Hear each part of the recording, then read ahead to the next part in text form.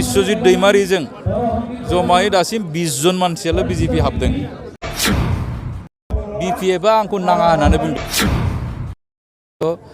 2014 सनाव expert committee मोनसे दादोंमोन। पिल्लाइ कमिटिमोन आरो बे वान मेन एक्सपार्ट कमिटि। बे कमिटिखौ होबथानायानो जाहैबाय बयनिख्रुइ देरसिन भुल एबसुनि। आरो बिपिएफआ आरोबाव सार्टिफिकेट रावनिफ्रायबो नाङा। नागारनानै बिजेपिआव सिगां दंमोन दिनै नाथाय नोंथाङा बिपिएफआव जयेन जाफैदों होननानै मिथिनो मोनदों मा फोरमायनो? नोंसिना जाहैबाय प्रश्नआनो एसे गुलमाल दं। आं बिपिएफखौ नागाराखै। बिपिएफआ आंखौ नाङा होननानै बुंदों। इमानुएल मसाहारिया फेक्टर नङा होननानै बुंदों आरो दानि जायनाखि स्पिकार बे प्रेस मिट लिंदोंमोन आसाम माने प्रतिदिनाव ओंखारदों आरो बेखौहाय रिएक्सन होनानै बे जाहैबाय बे मानसिनि व्यक्तिगत मतामत नङा होननानै सेन्ट्रेल कमिटिनिफ्राय बै समाव बुंफिननाय जायाखिसै। आरो बोसोरसेबो नाजाबाय थादोंमोन रिहन दैमारिया जे पार्टिनि जेनेरेल सेक्रेटारिया ओंखारलांबा बोरै जानांगौ होननानै आरो खिन्थु जोबनायाथ' बिदिनो जाहैबाय। बेनिखायनो आंथ' इउपिपिएलाव थांनो हाया। बेनिखायनो आङो फर टाइम बिं आरो बिजेपिआव थांनानै थाहैबाय। बेनो आरो खोथाया। दिनै नोंथाङा बेसेबांसो मानसि लानानै आंना जाहैबाय दिनै 25 जन आरो जेसेबां जोंहा जयनिं प्रग्राम आङो बिपिएफआव थांदोंब्लाबो आङो थांनाय बारावहाय बिपिएफजों आंजों मानसि लांफायाखै। बे जाहैबाय मोनसे टेम्परारि आरो लांफायाखै। बे मानसिफ्रा बिपिएफआवनो दङ आरो दिनै बिपिएफखौनो खालामगोन। बे हिसाबै आङो 25 जन जगदान खालामगोना जाहैबाय दिनै इउपिपिएलनि भाइस प्रेसिडेन्ट दङ जिल्लानि, किसान मर्चानि सानै दङ उपसभापति, बिदिनो आसुनिफ्राय बावैसो बिथांमोनखौ रिटायार लानाय बिथांमोना आंजों फैफादों आरो बे आरो ओमफ्राय जोंहा सासे डक्टराबो दुमनि डक्टराबो बिपिएफआव जयेन खालामगोन होननानै आंजों लोगोसे फैफादों 25 जन आरो बाद बाखि दिनै बिश्वजित दैमारिजों जमायै दासिम 20 जन मानसियाल' बिजेपि हाबदों। 20 जननि बिथोराव साब्रैखौ गारबोनानै बाद बाखि आंजों दिनै जगदान खालामनो फैदों आरो बिनि गेजेराव बिमल बसुमतारी होननाय सासेनि नेतृत्वआव बे आरो फैबाय थानाय समाव स्पष्ट जोङो रायजोनि गेजेराव हाबदों आरो बिपिएफआ आरोबाव सार्टिफिकेट रावनिफ्रायबो नाङा।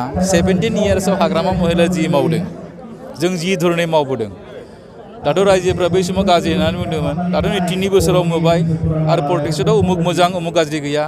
उमुगा एसे गाज्रि उमुगा एखेबारे गाज्रिथार उमुगा एसे मोजांसो बिदि आरो बिदि हिसाबै जों दा बिपिएफ हिसाबै तुलनामुलक भाबे बिपिएफआ साबसिन होननानै बुंदों आरो दा कारण रायनोबो नों मोनो नों दो इउपिपिएलआ सोर रायजायो फालाय नों नुवा चिफखौबो नोङो सब समाय मोना माबा मोनसे मिटिं जिरायहां जाबानो माबा दिल्लीनिफ्राय फन फैदों होननानै ब्लड थांलायबाय नंगौ नङा?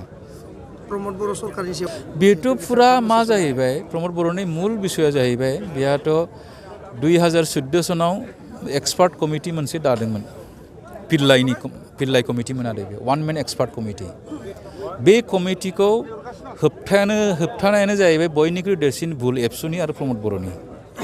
बिनि रिपर्टआ ओंखारोमोनब्ला बिटिसिआव मा उसुबिदा दं मा सर्टफल्सफोर दङ बेखौ मिट आप खालामनो थाखाय पिल्लाइ कमिटिया गावनो होम मिनिस्टार सेक्रेटारि होम हिसाबै आरो बै समाव एकर्डआव थादों हिसाबै आरो प्रेक्टिकेलि बिटिसि सालायनायाव मा उसुबिदा मोन्दों बेखौ गासैबो सुस्रांजोबनानै मोनसे बिराद मोजां मोनसे रिपर्ट खालामगौमोन आरो बे रिपर्टखौ बेसिसखौ निर्भर खालामनानै दिनै जुदि बिटिआर एकर्डआ जायोमोनबा रावबो सोमावनो हालामोन।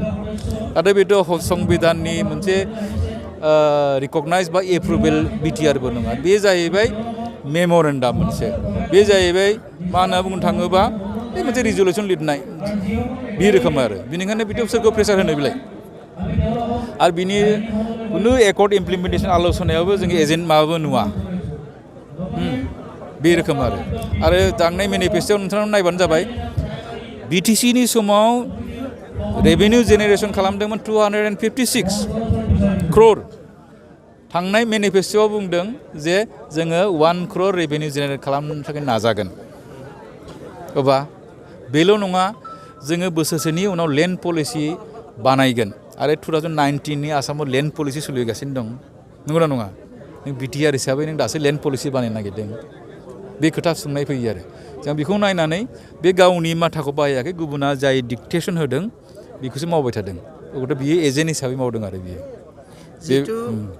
बिथांजों कन्टेक्टआव दा गैया आरो बिथांनि मतामतखौबो जोंनि निउस मिडियायाव आं नुवाखै वान साइड प्ले खालामगासिनो दं बिथांनिफ्राय रिएक्सन जुदि मेडिया लायोमोनबा जों बुंनो हागौमोन आरो दा बेनिखायनो बिथांनि भइस नङाबो जानो हागौ खारन बिनि डाइरेक्टलि मेडिया बुंनाय आं खोनायाखै आरो बेनिखायनो आं बिनि सायाव कमेन्ट बुंनो हानाय नङा आरो